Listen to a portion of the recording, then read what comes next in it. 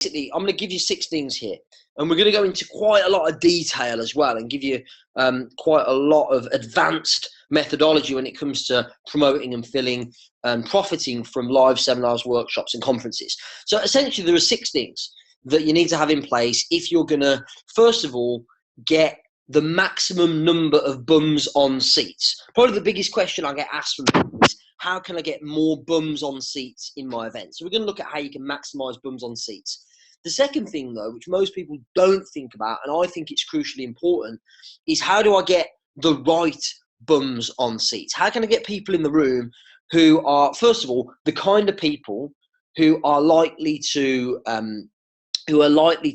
take the information I give them and actually use it and get some results. They're action takers. They're not just people that talk a good game and that they're trying to gather, they're not seminar junkies that are just trying to gather a load of information. They're actually people that are going to use it and get good results. So getting people that are action takers, getting people in the room who are highly qualified and highly likely to purchase or invest in your additional products and services.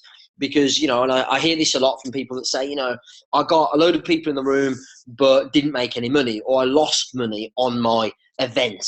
And so we've got to look at how do you get the right people in the room so that ultimately you can make the event profitable. Because my guess is the reason you stuck around for this presentation is because you don't just want to run events for the sake of it. You don't want running events to be an expensive hobby. You want to run events in a way that makes you profit so that you can continue to run events and grow a serious business doing so.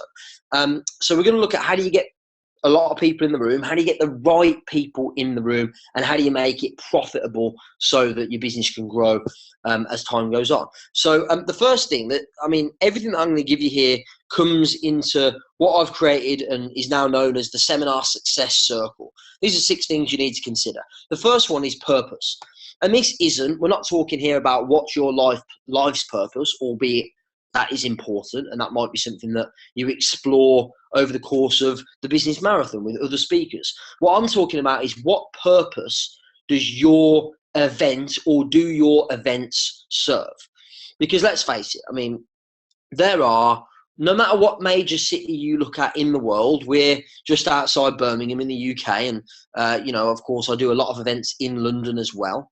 And you could go to any major city throughout the world, and there are probably hundreds of events, seminars, workshops, conferences, exhibitions, live events happening on any given day of the week. So the question is, why would somebody spend their time and their money coming to yours? In other words, what is it that makes your event unique, your event different, and what do they get from coming to your event that they're not going to get anywhere else? So what purpose does your event or do your events serve in your marketplace that's unique and different that they can't get from anywhere else? The second thing is promote. How are you going to promote that event once you've got a concept for it that's unique and different and people genuinely can't get that experience anywhere else? Once you've got that, by the way, already some of you might be thinking, well, I do event. Let's say, for argument's sake, there's a lot of people that I'll sit down with or I'll run events, and I'll say, great, so tell me about your seminar or your workshop. What's it about? And they get all excited and they go, Nick, my event's great because it helps people, lots of people, anybody, to have a better life. And I know that when they say that, they genuinely believe it, but when it comes to promoting the event, they're going to struggle, because trying to promote the event to the masses, to everybody, is going to be extremely difficult, going to be extremely expensive.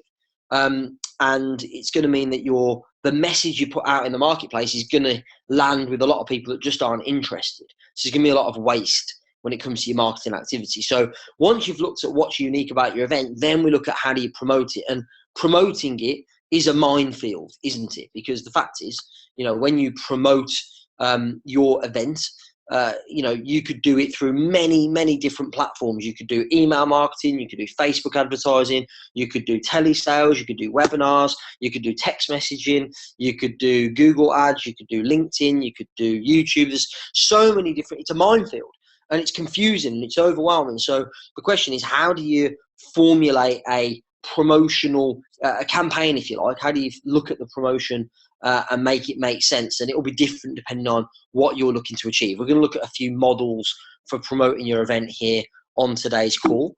The third thing is people. How are you going to get, as I said before, the maximum amount of people in the room, and how are you going to get the right people in the room? Also, just because you did a good job promoting the event and got lots of people interested doesn't mean they'll buy a ticket. And even if they buy a ticket, doesn't mean they're actually going to turn up and attend your event.